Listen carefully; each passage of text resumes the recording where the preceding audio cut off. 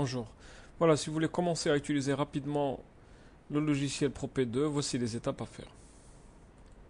Donc vous sélectionnez un dossier, et si aucun dossier n'est créé, vous créez un nouveau dossier avec le bouton nouveau. Une fois créé, vous cliquez sur choisir, puis vous choisissez l'année que vous voulez traiter, puis OK.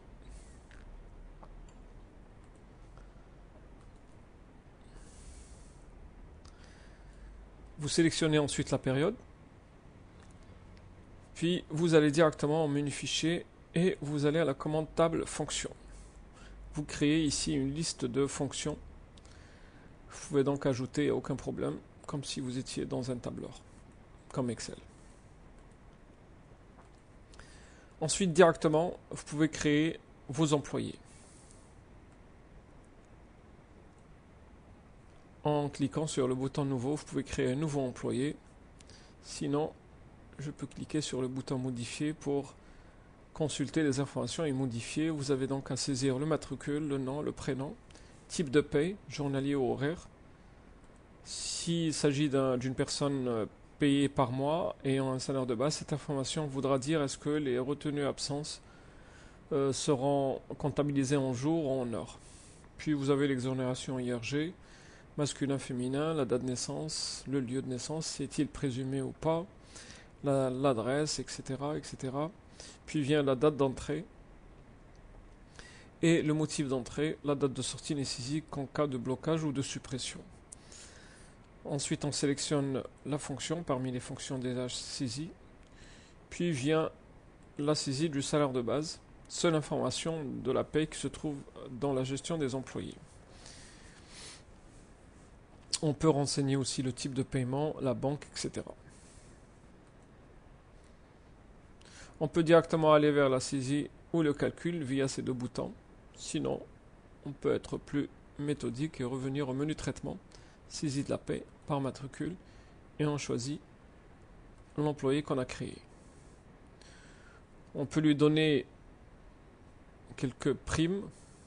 Sinon, dans un premier exemple, vous allez trouver ce tableau vide et vous pouvez bien sûr valider sans renseigner aucune information.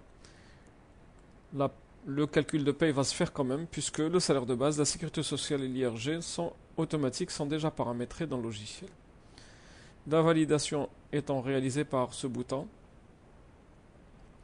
avec succès, le logiciel vous demande soit de répondre par oui si vous voulez rester et traiter un autre employé, ou répondre par non, ce qui voudra dire que vous voulez passer directement au calcul.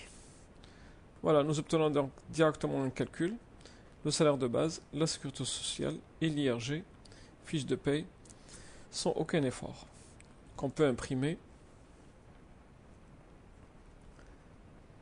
avec un aperçu.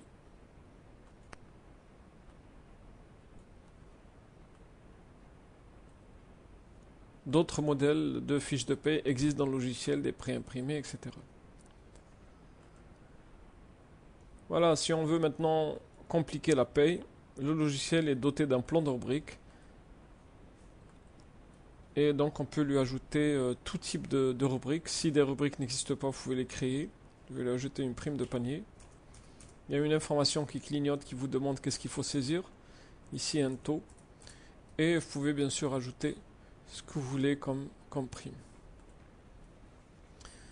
Une fois donc ce travail fait, on peut revalider et voir la répercussion sur la fiche de paie, la prime de panier qui apparaît.